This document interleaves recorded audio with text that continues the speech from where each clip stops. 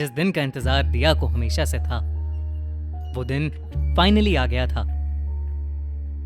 दिया की 12th class पूरी हो गई थी, जिसका मतलब था कि अब वो अपना बोर्डिंग स्कूल छोड़कर वापस अपने घर जा सकती थी।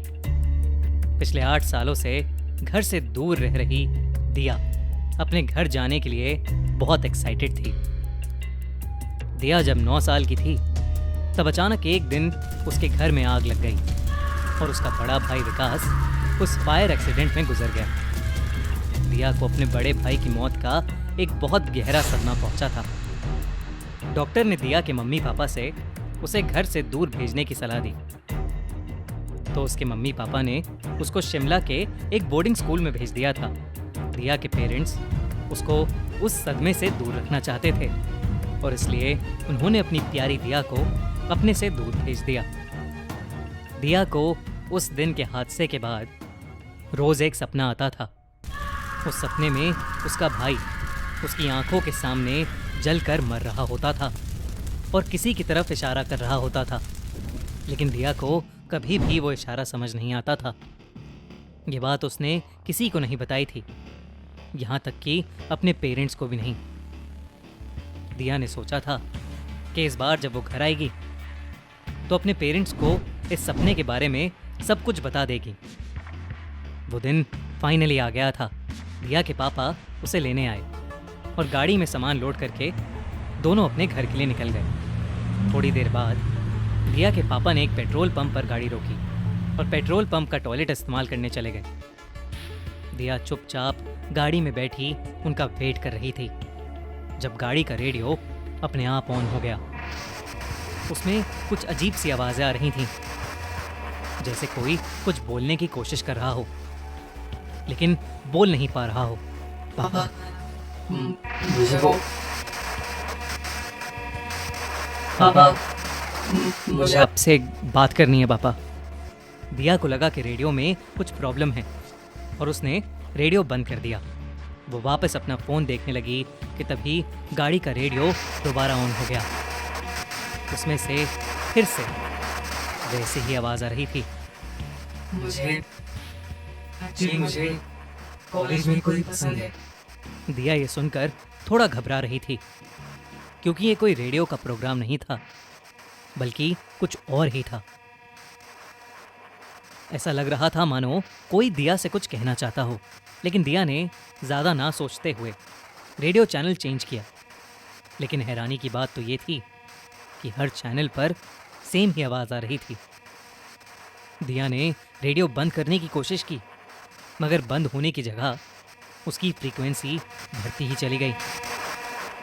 तभी उस रेडियो में से आवाज़ आई, दिया, मैं हूँ। दिया रेडियो में अपना नाम सुनकर चौंक उठी। उसने डर के मारे गाड़ी का दरवाज़ा खोला और गाड़ी से बाहर निकल गई। बाहर निकलते ही उसने जब गाड़ी की ओर देखा तो उसके होश उड़ गए। गाड़ी की बैक सीट पर उसका सालों पहले मर चुका भाई विकास बैठा हुआ दिया को देखकर मुस्कुरा रहा था। ये देखकर दिया बहुत घबरा गई, लेकिन तभी वहां दिया के पापा आ गए। उसके पापा के आते ही सब नॉर्मल हो गया। रेडियो बंद हो गया और उसका भाई भी बैक सीट से गायब हो गया। ऐसा लग रहा था कि मानो अभी कुछ हुआ ही नहीं था, लेकिन दिया को कुछ समझ नहीं आ रहा था कि उसके साथ अभी ये क्या हुआ था। दिया ने अपने पापा से कुछ नहीं बोला, बस वो पूरे रास्ते भर बार बार रेडियो को ऑन ऑफ करके देखे जा रही थी। कुछ घंटों में वो लोग अपने घर पहुंच गए और दिया अपने पुराने घर में अपनी मां को देख खुशी से चहक उठी। घर में सबसे मिलकर दिया फ्रेश होने अपने रूम में चली गई। वो नहा धोकर तैयार हो ही रही थी कि तभी उसे फिर से कुछ अजीब सी आवाजें आने लगीं। वो आवाजें उसके बगल वाले रूम से आ रही थीं, जो कि उसके भाई का रूम हुआ करता था। पर वो रूम जो सालों से लॉक था, आज उस पर ताला नहीं लगा हुआ था। दिया हिम्मत करके कमरे के अंदर घुसी। वो कमरा धूल मिट्टी से भरा हुआ था। वो आवाजें बेड के पास रखे रेडियो से आ रही थीं। पापा, मैं मम्मी बचाओ बचाओ मुझे, कोई बचाओ मुझे। दिया के रेडियो के पास जाते ही वो रेडियो बंद हो गया। रेडियो के पास रखी अपनी भाई की फोटो देखकर दिया इमोशनल हो गई और उस फोटो को सीने से लगा लिया। दिया को बार बार ऐसा लग रहा था कि जैसे उसका भाई उससे कुछ कहना चाहता है।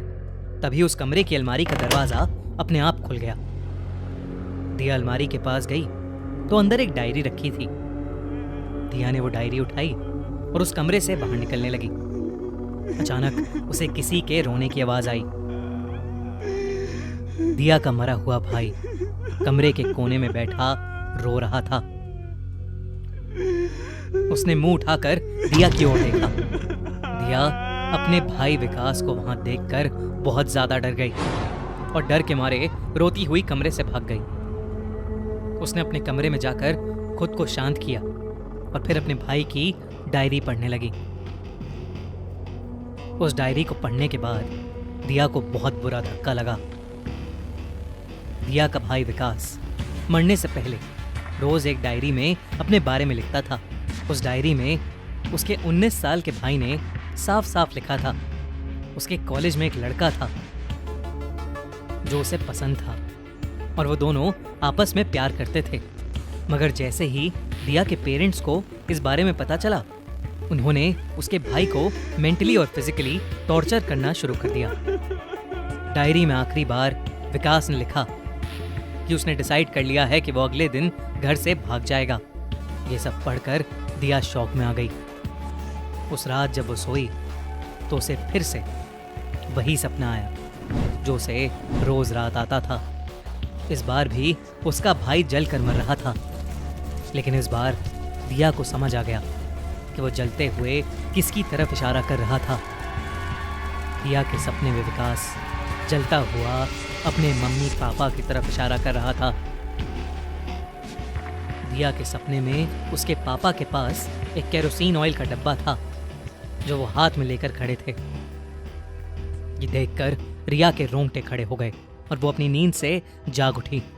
अगली सुबह उसने वो डायरी अपने एक रिश्तेदार को दे दिए जो कि एक पुलिस ऑफिसर थे। डायरी देखकर और रिया की बात सुनकर उन्होंने उसके पेरेंट्स को कस्टडी में ले लिया। जब दिया के पेरेंट्स से पूछताछ हुई तो मालूम पड़ा कि वाकई में उसके पेरेंट्स ने अपने बेटे को होमोसेक्सुअल होने की वजह से जलाकर मार दिया और उस मर्डर को एक हादसे की तरह दुनिया के सामने दिखाया। दिया इंडिया छोड़कर बाहर पढ़ने चली गई और उसे फिर कभी अपना भाई सपनों में या रियल लाइफ में नहीं दिखा। पर वो कभी नहीं भूल पाएगी कि उसके मम्मी पापा इस हद तक चले गए कि उन्होंने अपने खुद के बेटे को इतनी बेरहमी से मार डाला।